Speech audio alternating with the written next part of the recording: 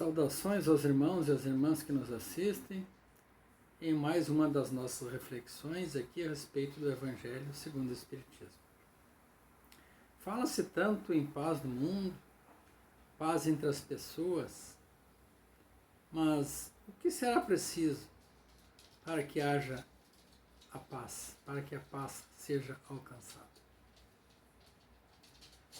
A respeito desse assunto, vamos falar um pouco hoje do capítulo 10, Bem-aventurados os que são misericordiosos, do Evangelho segundo o Espiritismo. Item 7 e 8. O sacrifício mais agradável a Deus. Eis um pequeno trecho do Evangelho. Se, portanto, quando fordes depor vossas oferendas no altar, vos lembreis de que o vosso irmão tem qualquer coisa contra vós, deixai a vossa dádiva junto ao altar e ide, antes reconciliar-vos com o vosso irmão. Depois, então, voltai a oferecê-la. Jesus, Mateus 5, 23 e 24. Com esta passagem, Jesus está nos chamando a atenção justamente para a importância da reconciliação com os nossos adversários e com os nossos semelhantes. Quando diz Jesus, ide reconciliai-vos com os vossos irmãos, antes de depordes a vossa oferenda no altar, Jesus ensina, faça do teu próprio ressentimento, que antes de se apresentar para se pôr ele, perdoando-o. Precisa o homem haver perdoado e reparado o agravo que tenha feito a alguém de um de seus irmãos. Então é preciso limpar o coração dos ressentimentos, das mágoas e perdoar as ofensas, para que abra-se então a porta da possibilidade da reconciliação com os nossos irmãos, os nossos desafetos, os nossos adversários. Só então a sua oferenda será bem aceita, porque virá de um coração expurgido de todo e qualquer pensamento mau. Claro, quando guardamos mágoa e ressentimento em nossos corações, poderemos inclusive estar guardando dentro de nós o desejo de vingança ou do revide. Depois de reconciliado e perdoado, limpamos então os nossos corações. Jesus, então materializou o preceito, porque os judeus ofereciam sacrifícios materiais naquela época, os costumes daquela época. Cumpria-lhes conformar suas palavras ao uso ainda em vigor. Então Jesus fez uma referência aos costumes judeus para que a sua mensagem fosse entendida. O cristão não oferece dons materiais, pois que espiritualizou o sacrifício. Com isso, porém, o preceito ainda mais ganha força, esse preceito do perdão, né? e da reconciliação. Ele oferece, então, sua alma a Deus, e essa alma tem de ser purificada. Então, o cristão, diferente daqueles costumes da época, dos povos que ofereciam bens materiais e até animais em sacrifício, o cristão oferece a alma, né? Os seus sentimentos. Entrando no templo do Senhor, então, deve ele deixar tudo de fora, todo sentimento de ódio, de animosidade, todo o mau pensamento contra o outro, o seu irmão. Só então os anjos levarão sua prece aos pés do Eterno, limpeza e pureza de coração. Por isso que é bem-aventurados os misericordiosos. É preciso, então, sentir essa misericórdia em nossos corações.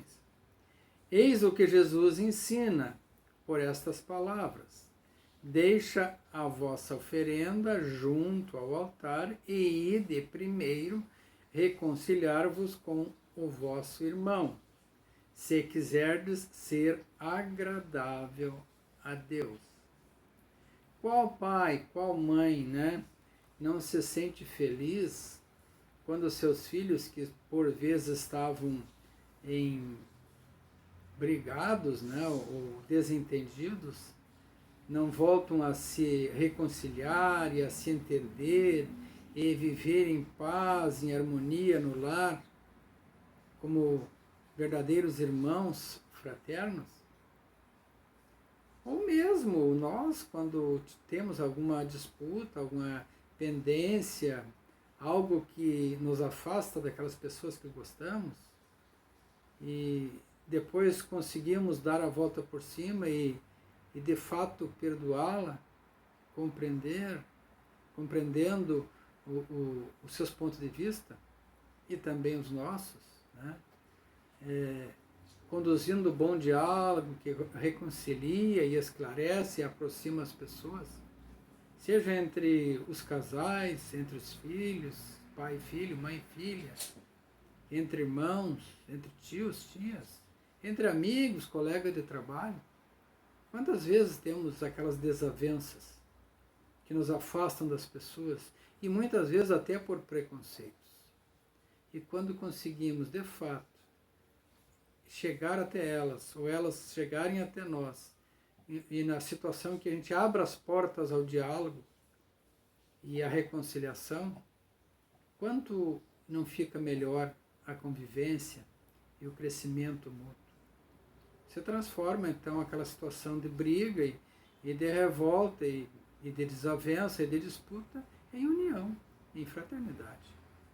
E se nós, criaturas humanas imperfeitas, somos como pais, como mães, como amigos, como colegas de trabalho, como familiares, somos capazes de compreender essas coisas e a importância da reconciliação e da paz para o nosso bem viver e para a nossa união e para o nosso progresso coletivo, como família, como amigos, né?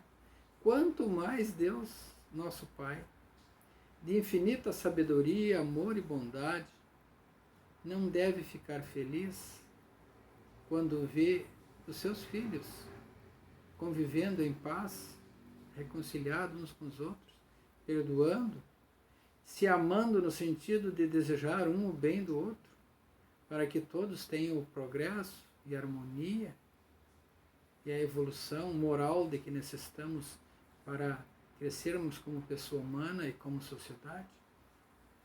Eis então os motivos porque Jesus classificou a reconciliação com os nossos irmãos como o sacrifício mais agradável a Deus.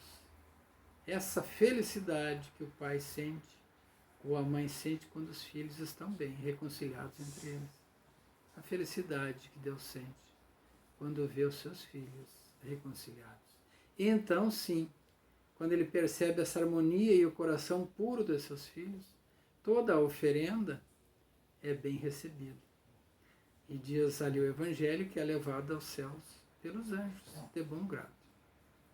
Que possamos, então, ter limpos os nossos corações de toda mágoa, de todo ressentimento, e perdoando e sendo perdoados, né, nos reconciliando com os nossos irmãos, desejando o bem de todos, a saúde, a paz, a harmonia, a boa convivência e a fraternidade, como irmãos em Deus Pai. Irmãos também em Jesus, nosso Mestre.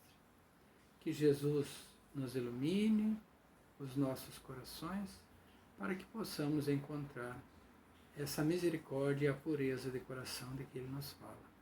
E que Deus Pai nos abençoe hoje e sempre.